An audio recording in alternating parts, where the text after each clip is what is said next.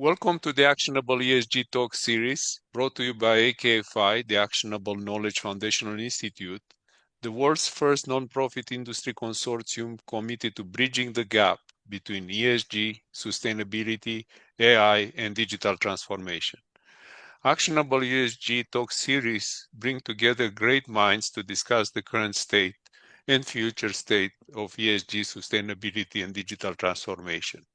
I'm delighted to be here with our guest, Felix Hawkins. Sorry, No worries. Alex. Felix Hawkins believes business can be a powerful force for good by aligning profit with sustainability. His approach begins with curiosity. This is a really great approach. Getting to the heart of a Thank you. problem before crafting solutions. I wish everybody will do the same.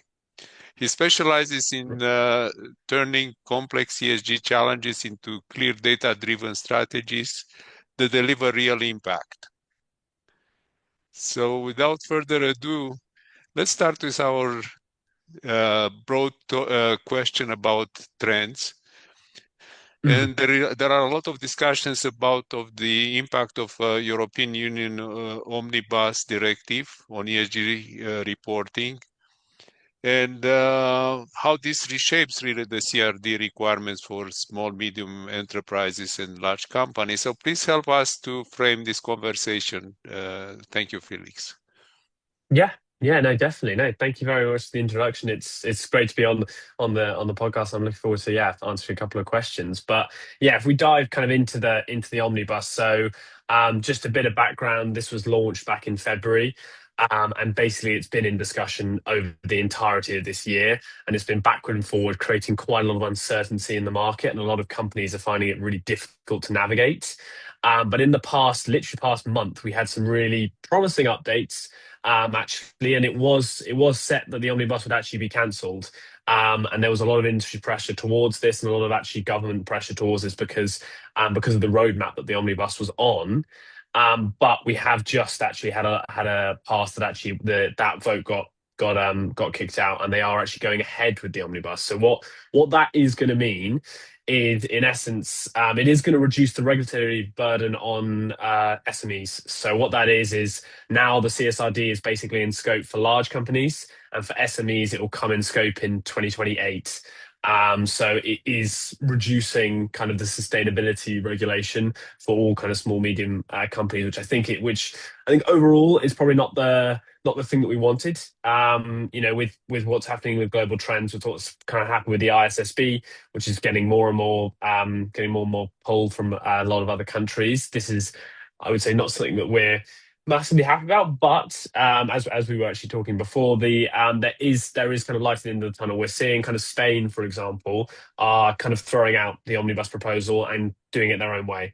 And that is something that the EU have been talking about and saying how sort of the omnibus is the floor. And there's the possibility to go into the room, go up to the ceiling in some ways, and that's what Spain are doing. So Spain are going to align to the CSRD for small, medium companies, and that will be covered fully across Spain from, I think it's the end of this year. Thank you. And just a Mhm. reminder for our audience, but European regulation applies to all companies from all over the world doing business in Yeah. Europe. So I think global companies, multinational companies have to pay attention to the regulations in Europe, as they seem Mhm. to be still the most stringent regulations. I don't know how you see it, Felix. Do you see still the ban holding on regulatory pressure? Yeah, I totally agree. And as you said, yeah, it is these kind of regulations affect all companies across many different countries. About kind of if you're trading in the EU, these regulations are going to affect you. And but yeah, EU have some of the strongest regulations. Sorry, they go all the way from sort of financial and sustainable finance all the way through to the environment, which quite a few other regulations don't do, and that has been the major pushback against from industry, is that they're just so hard to get through, and there is so much money invested in actually completing these regulations, and they don't see the real impact benefit of it. And that's been the sort of argument that's been kind of going against, and why these regulations have been pushed back, because what they want to do is they want to make them more impact driven rather than just producing a massive, massive report. And that's where the sort of, I guess, kind of tension has been over the omnibus. Yeah, and usually Mm. reporting financial or non-financial, like in the case of ESG or sustainability, is like driving, looking in the rear view mirror, right? It's Exactly. about the past, and Mm. really the impact should be in the future, right? We're looking at Mhm. reducing the emissions of greenhouse gases, impact on labor, impact on labor conditions, I mean, the impact on the environment through mining and so on. Uh, Yeah. Digging a little bit more into Omnibus, what is the status of the Scope 3 emissions? So yeah, the Scope 3 emissions are still in place under the CS Triple D, but the CS Triple D scope is massively reduced. So Scope 3 is still, I would say, still not really in mandated form, not really there yet, and it won't be for a couple of years. Which is a real. I mean, for large companies, it is. So large companies, Scope 3 is coming, and that's really important. But for the small companies, it's not, and I think that's a real problem, and something that, even like me, I'm based in the UK. That's something that we tackle quite strongly, because actually a lot of UK companies, their emissions inside the UK are about 10-20%, and their actual Scope 3 emissions are 70% to 80% of their emissions, and they're not covered under any of these regulations. And so I think that's a real issue, and that's a real area where we need greater transparency. And the CS Triple D, which was meant to be the kind of the next generation of the CSRD, which is all around due diligence, as you're saying, not moving away a little bit from reporting and more around due diligence and actually continuous assessment, was around the supply chain transparency, and it was a really, really robust actually framework that was actually quite exciting. But because of now the CSRD has been pushed back, the CS Triple D has been pushed back even further. So that is something that has happened too. And a cousin of emissions is the double materiality, if you want. And the Yes. double materiality, maybe explain in a few words to our audience. Double materiality, still sometimes a question comes back, and how, the second part of the question, how it fits into the global reporting frameworks. Yeah, yeah. So the double materiality has been a big, big talking point in the EU. And in essence, to understand double material, you have the impact materiality and you have the financial materiality. And so the idea is, how does the business impact how does the business impact the environment? And then in some ways, how does the environment impact the business's finances? So it's this sort of dual loop. And that's something that is under the CSRD. And that's actually one of the key, well, I guess, key selling points in the CSRD compared to the ISSB, which is a very similar standard, but I would say more international, and many more countries are kind of aligning to that one. And the key problems around the double materiality, and the key benefits, are that it's quite an extensive reporting burden. There is quite a lot of research that has to be gone into to understanding these different connections.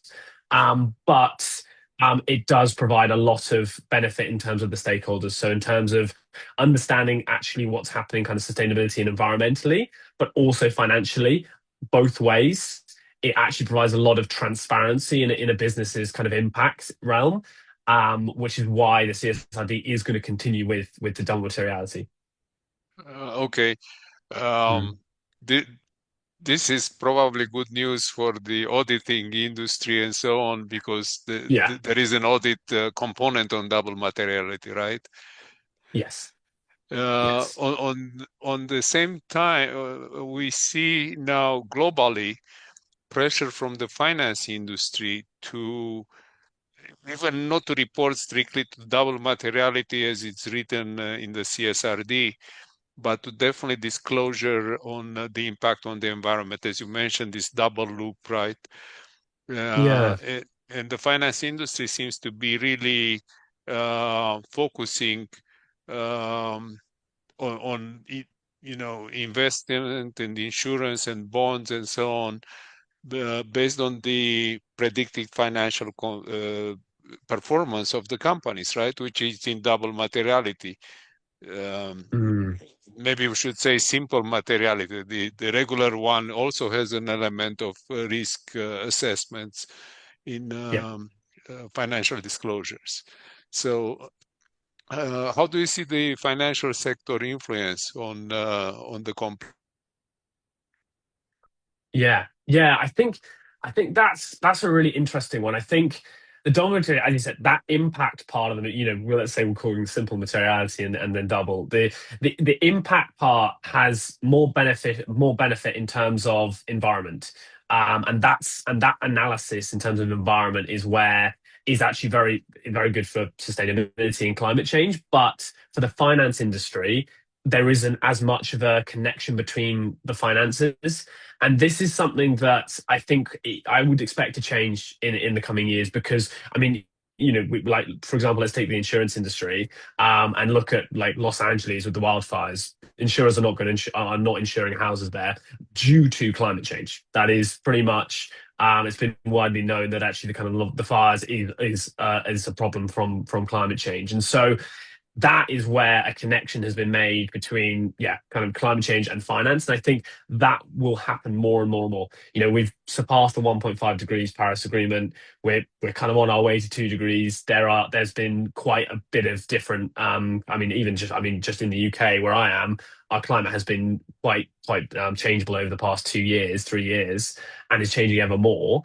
And with, yeah, flooding increase, things like that, I think the finance industry is going to have to take consideration of that, and that's where the noble materiality will come in. And that's what a lot of professionals I've been talking to have been saying. The CSRD initially was kind of a bit ahead of its time with its double materiality, but as the years have gone on, it's become much, much, much more relevant. And that's the idea. And the CS triple D, again, I would say is a bit before its time, but it's becoming much more relevant. And in 5, 6 years, it will be the standard that everyone aligns to. And so, the EU have always been at that forefront. It's just a bit interesting to see. I guess interesting, also sad to see that actually with this year with the omnibus, we seem to have absolutely done nothing, and all we've done is kind of had a whole discussion and gone backwards, gone forwards, gone backwards, gone forwards.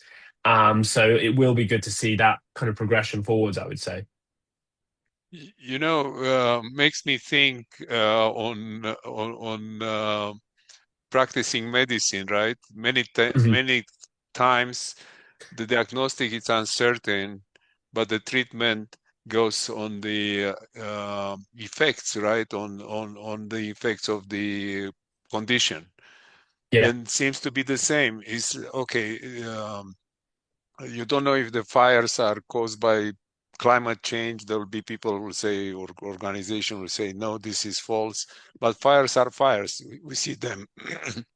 And again, and the reaction Mm. of the financial industry is probably the same. We don't care we don't consider too much really who caused the fire, but the fire has to be insured, the fire has to be clean, the effects of the fire and so on.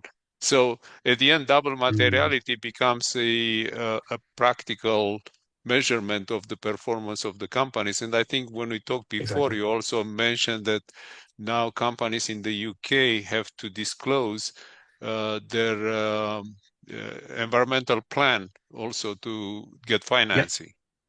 Maybe you can yeah. elaborate a bit more on that. Yeah, no, no, definitely. And yeah, no, I totally agree there. And I think, a lot of like, even from interest, a lot of my ethos is around how can we bring finance and sustainable impact together? How can we make those two connect? How can we get a financial benefit, but also a sustainable benefit? But yeah, in the UK, so the UK is aligning to the ISSB. So we are, and the ISSB is as some people know, was designed by the IFRS Foundation. and is strictly predominantly in the finance space. So the ISSB is a lot around financial kind of sustainable reporting rather than the environmental side as much, which is usually what people is kind of the negative side of it. But I think for the UK, it's a great introduction. We've adapted a little bit in the UK to our current economy, but it's coming in, early next year, and that will affect, especially on investment, but also on how companies operate, especially in regarding their kind of scope one and scope two initially. And there is plans to move that into the kind of scope three space as well, which again is going to have a big effect, as I said, for the UK market, because scope three is the big emissions for most UK based companies. A big, going a little bit on the side, but a big debate, it's still going on if we have to prevent climate changes or mitigate the effects of the climate change. It looks to me that the shift more toward the finance part is to mitigate the risks, right? More than Yes. to invest in preventive measures, right? Reduce carbon footprint and so on. Yeah. And this is a real problem that we're seeing. Our climate and climate change acceleration is much faster than our mitigation. And it's much we're moving, we have made steps. Like we can't lie that actually, we've made really positive steps, and we've had some really good initiatives, and emissions are going down. And even I think, even although this is a bit of a dicey topic, but even China, I think, has sort of plateaued in their carbon emissions and is potentially looking at that kind of quite aggressive downturn. Um, but I do think, overall, if we can't solve climate change with mitigation, we need adaptation, and we need to look at preventative measures, and that could be around, and that might need to be more government led. I think we might need potentially more subsidies to support in that. But we also need that business move as well, and that's where that combination, this kind of transitionary period, we go from being heavily kind of fossil fuel, for example, but heavily kind of carbon, to a more sustainable, is always going to incur a lot of losses. And there's this argument around, do we go full degrowth and fully try and tackle climate change, or do we go green growth? I'm more towards the green growth. I believe that actually we can align both and actually still grow. But I do think we will need elements of degrowth. So there will be areas where we do need to be a bit more aggressive. Energy market being one. It's one of the biggest emitters. Reading recently about the energy markets, I notice, well, first thing, we all know that there is climate tech, right? A lot of we Mm, can call solar panels and yes. wind generating and so on. And seems that electric vehicles probably part of that.